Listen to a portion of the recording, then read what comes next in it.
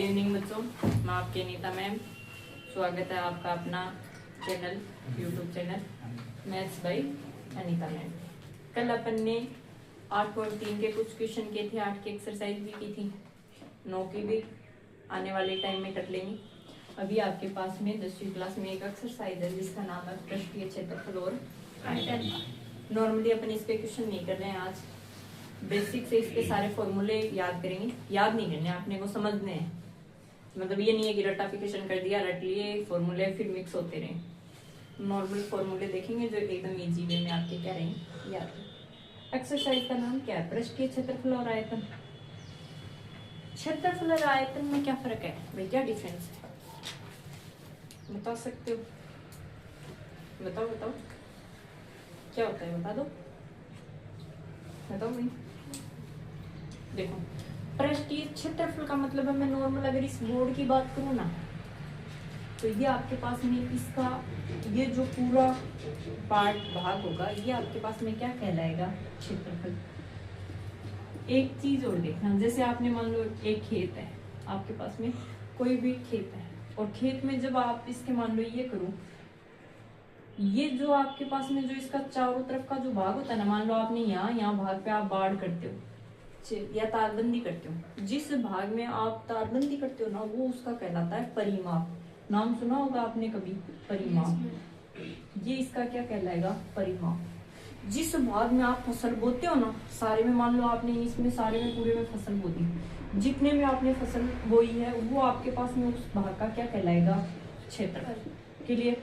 एक चीज ये बताओ कि क्षेत्रफल और आयतन है वो दोनों सेम आकृतियों के होते हैं क्या? एक ये भी डिफरेंस होता है कि क्षेत्रफल हमेशा 2D आकृतियों के होते हैं, जबकि आयतन नाम से देखो भाई, आयतन है, आयतन में ए आ रहा है ना सबसे पहले, और ए को देखो तो अपन ऐसे 3 भी लिखते हैं, समझ में आ रहा है?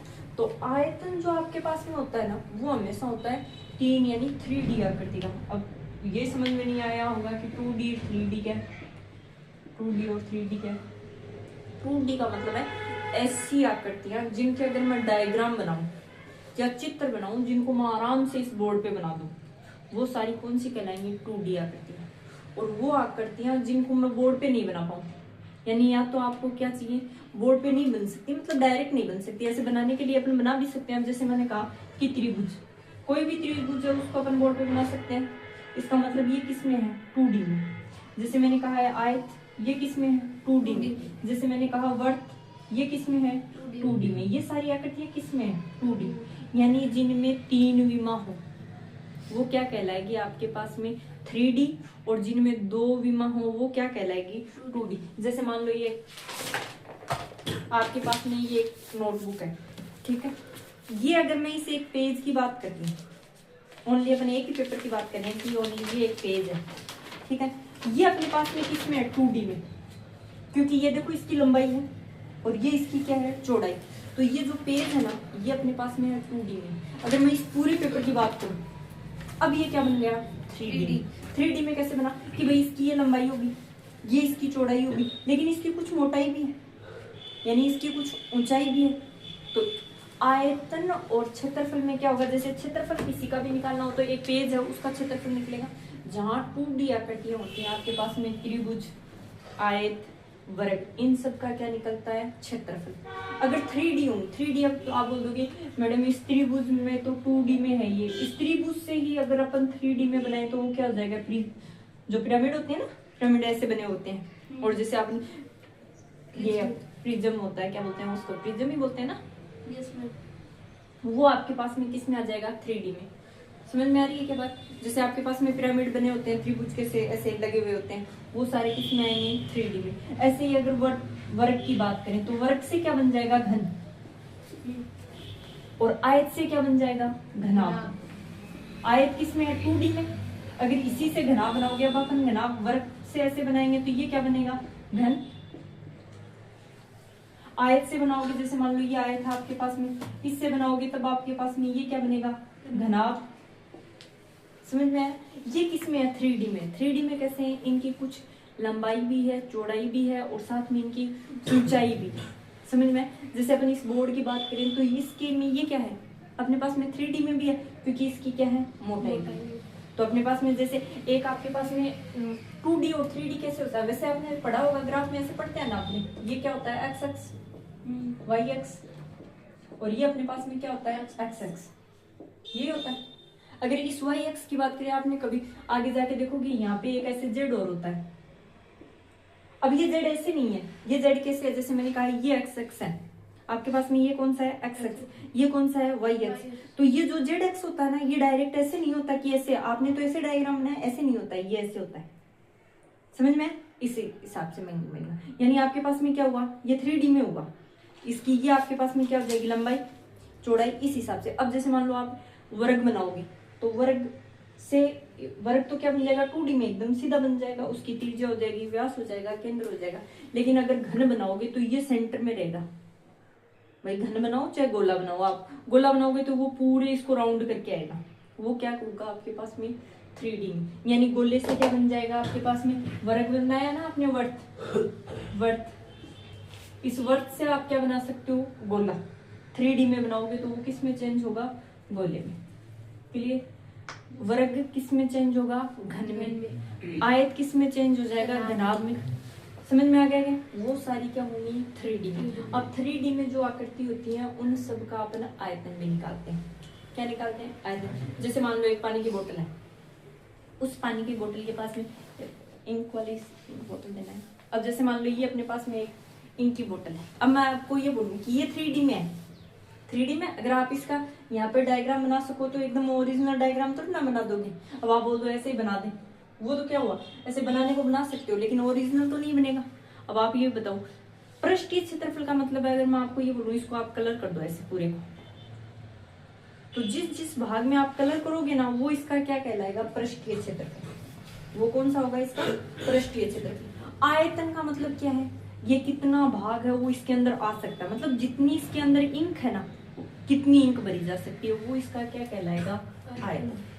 समझ में। अब जैसे पास में आपके पास में इसका पृष्ठीय क्षेत्रफल ये निकालें, सबके फॉर्मूले देखो, घंटे घनाभ के सबके एक बार ये देखते हैं। जैसे अपन सबसे पहले घन की बात करें, घन, ठीक है, ऐसे ही अपन बात करें घन किससे बना है, वर्ग से, ठीक है ना। वर्ग का क्षेत्रफल क्या होता है, वर्ग का क्षेत्रफल का फॉर्मूला क्या होता है, भुजा स्क्वायर।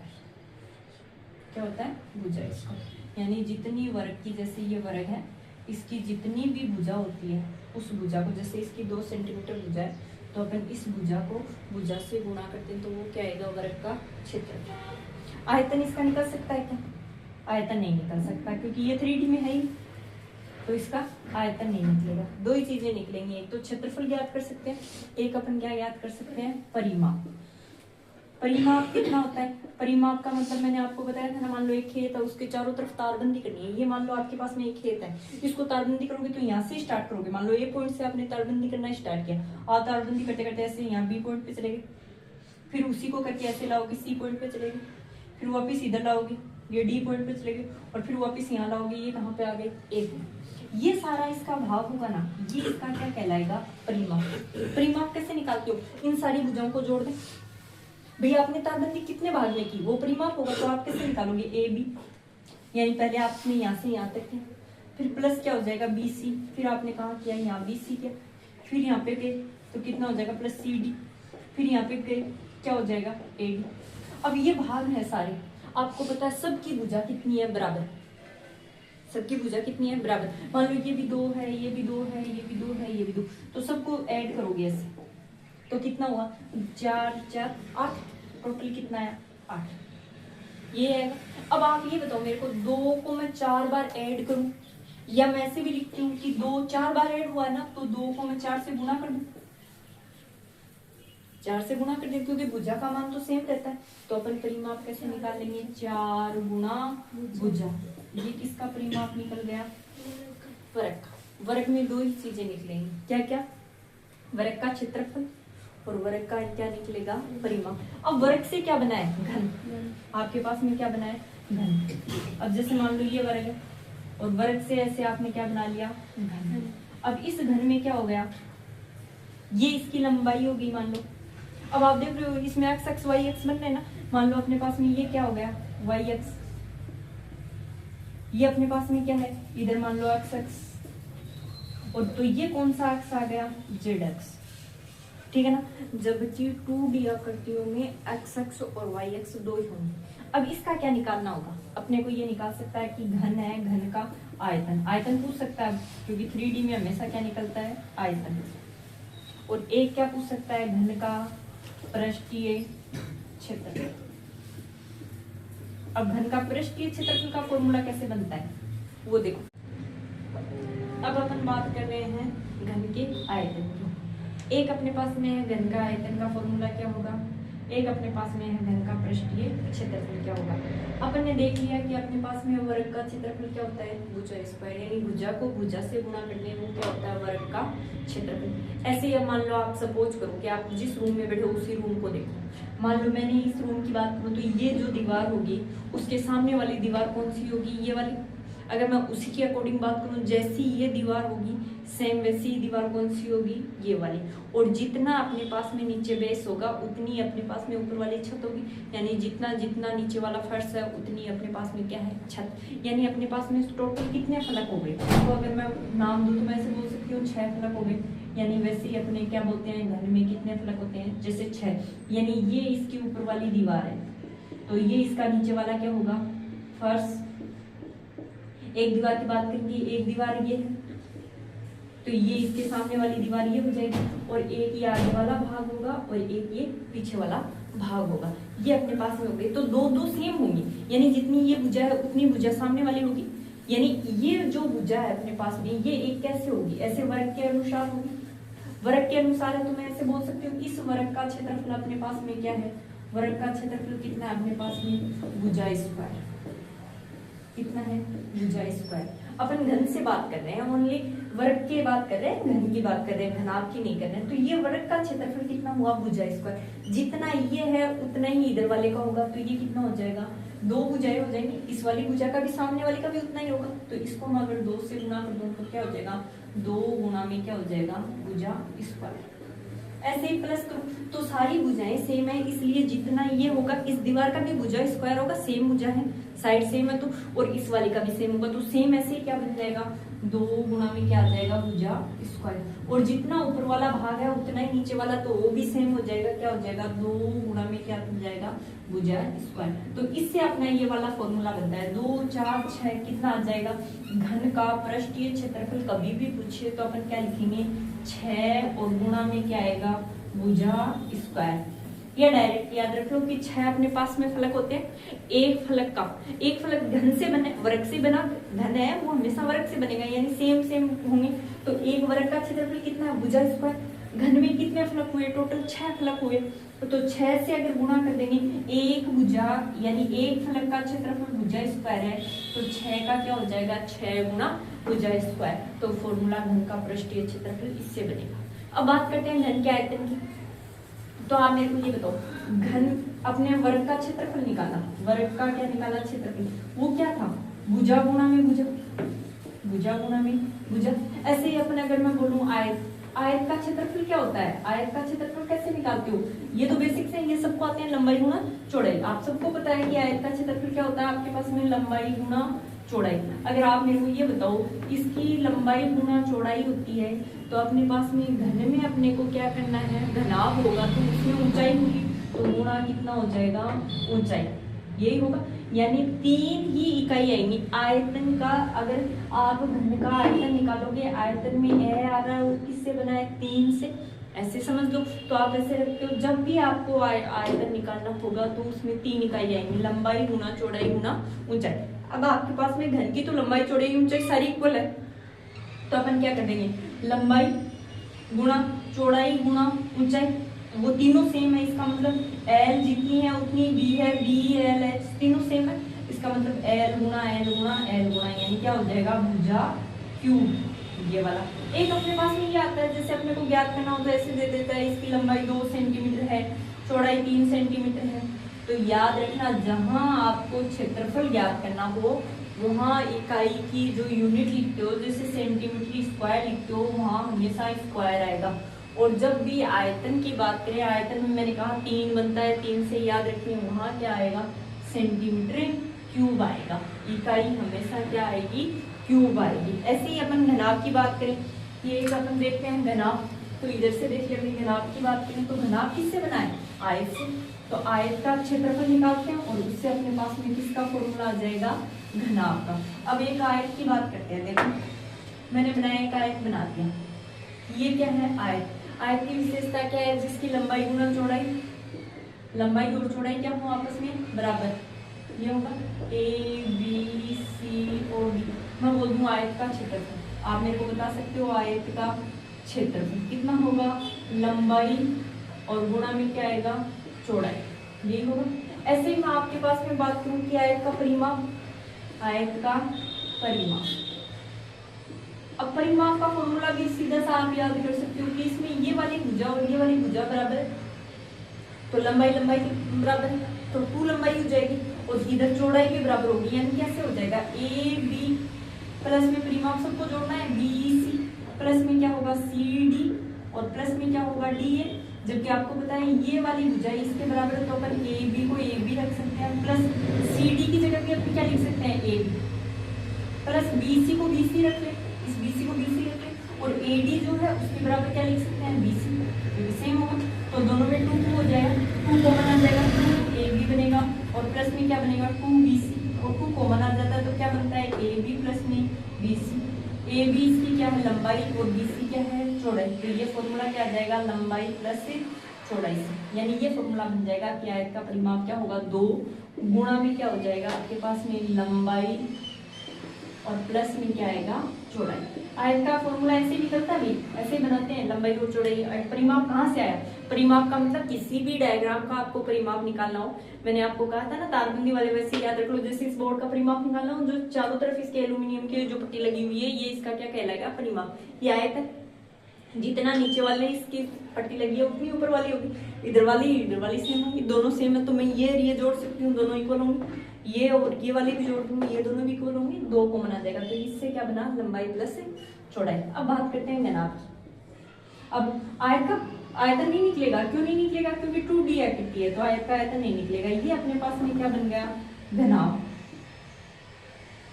ये क्या बन जाएगा आपके पास में, घनाभ। अब आप क्या निकालोगे, एक तो निकालोगे घनाभ का कुल पृष्ठीय क्षेत्रफल, और एक अपन क्या ज्ञात करेंगे, घनाभ का आयतन। आयतन कैसे निकलेगा, आयतन वैसे ही निकलेगा जैसे घनाभ का क्षेत्रफल निकलता है। कैसे, जैसे अपने आयत का क्षेत्रफल निकाला, आयत का क्षेत्रफल अपने पास में क्या हुआ, लंबाई गुणा चौड़ाई, और घनाभ में क्या एक्स्ट्रा हो गया, ऊंचाई, तो गुणा क्या कर देंगे, ऊंचाई। और मैंने यहाँ कहा था ना, आयतन आए, आयतन में ए 3 से याद रखो, यानी 3 यूनिट आएंगी, लंबाई गुणा चौड़ाई गुणा ऊंचाई, ये क्या हो जाएगा, घनाभ का आयतन। अब बात करते हैं घनाभ का कुल पृष्ठीय क्षेत्रफल। घनाभ का कुल पृष्ठीय क्षेत्रफल निकालोगे तो घनाभ का कैसे निकलेगा, आयत के, तो आपने क्या निकाला था कि जैसे मैं अभी अपने की घन की बात, वैसे घनाभ की बात करते हैं, ये रूम मान लो आयताकार आकार का है, तो जितनी बुझाई होगी उतनी बुझाई होगी। अगर इस एक दीवार का अपन क्षेत्रफल निकालें तो क्या होगा, लंबाई गुणा चौड़ाई, यानी मैं इस आयत में इस आयत के ये 6 फ्लैट बने होंगे, तो एक का क्षेत्रफल निकालूं तो क्या लिख सकती हूँ, आयत का क्षेत्रफल क्या होता है आपके पास में, आयत का क्षेत्रफल कितना होगा आपके पास में, लंबाई और गुणा में कितना होगा, चौड़ाई। सेम ऐसे ही मैं सामने वाली दीवार का करूंगी तो 2 हो जाएंगी, दीवार 2 सेम हो जाएंगी, तो ये 2 गुना होगा। अगर इस वाली दीवार की बात करेंगे तो इसमें भी सेम हो जाएगा, इसमें लंबाई और चौड़ाई, इसमें लंबाई और चौड़ाई आ गई, ये लंबाई आ गई, ये इसकी चौड़ाई आ गई। इसकी बात करेंगे इधर वाले की, तो इसमें इस बार क्या हो जाएगा, ऊंचाई हो जाएगी, तो क्या हो जाएगा 2 और गुणा में ऐसी इसकी जो ऊंचाई होगी वो इसकी क्या हो जाएगी, चौड़ाई। तो सेम ऐसे ही इन दीवारों का निकालेंगे, इनमें भी 2 आकृति आएंगी, लंबाई गुणा चौड़ाई, उसको 2 से गुणा कर देंगे, तो इन दोनों दीवारों का भी सेम होगा और ऊपर वाली छत और नीचे वाले का भी क्या होगा, सेम। तो अपन सबसे निकालें तो शायद क्या होगा, 2 गुणा में क्या हुआ, लंबाई और गुणा में क्या हुआ, चौड़ाई, प्लस यही होगा। दूसरी अगर इस दीवार की बात करें तो कितना हो जाएगा, चौड़ाई गुणा ऊंचाई, क्योंकि अब इस दीवार की जो लंबाई है वो इसकी कौन सी होगी, जो चौड़ाई है, और साथ में क्या आ जाएगा, ऊंचाई। प्लस ऐसे ही दीवार के ऊपर वाले की बात करें तो कितना हो जाएगा, 2 गुणा में कितना आ जाएगा आपके पास में लंबाई और गुणा में ऊंचाई, जितनी उसकी लंबाई होगी ऊपर वाले की और एक क्या आ जाएगी ऊंचाई, तो ये क्या हो जाएगा। अब इन सब में से 2 कॉमन ले लेते हैं, 2 कॉमन लेते हैं तो 2 और गुणा में क्या बनता है, लंबाई गुणा में चौड़ाई प्लस चौड़ाई गुणा में क्या बनेगा ऊंचाई और प्लस ऊंचाई गुणा में क्या बनेगा चौड़ाई।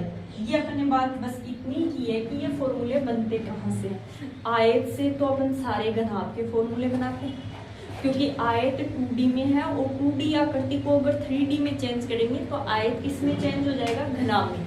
ऐसे ही अपन बात करते हैं वर्ग की, वर्ग 2D में है, वर्ग से अगर बात करें तो घन बनेगा और घन किसमें हो जाएगा 3D में।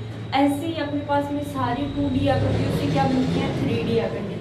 कल अपन इसका आगे वाला भाग करेंगे कंटिन्यू। आपको किसी भी क्वेश्चन में कहीं भी कोई भी प्रॉब्लम हो या कोई भी आपको फॉर्मूला हो जो एक्सप्लेन करना हो, फॉर्मूला का सीधा सा है, कोई भी फॉर्मूला ऐसे नहीं है कि ऐसे उठा के रख दिया आप याद कर लो फॉर्मूला है। जो भी फॉर्मूला बनाया उसके पीछे ना, हर फॉर्मूले के पीछे कोई ना कोई रीजन है, बिना रीजन के कोई फॉर्मूला नहीं बनाया, यानी उसके पीछे भी है कि किससे वो फॉर्मूला बनाए। तो ऐसा नहीं है कि ये फॉर्मूला कहाँ से है आपने को पता ही नहीं है।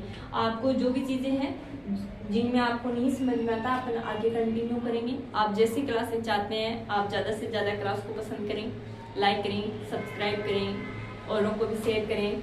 धन्यवाद। आगे वाले टॉपिक के साथ मिलते हैं जल्दी।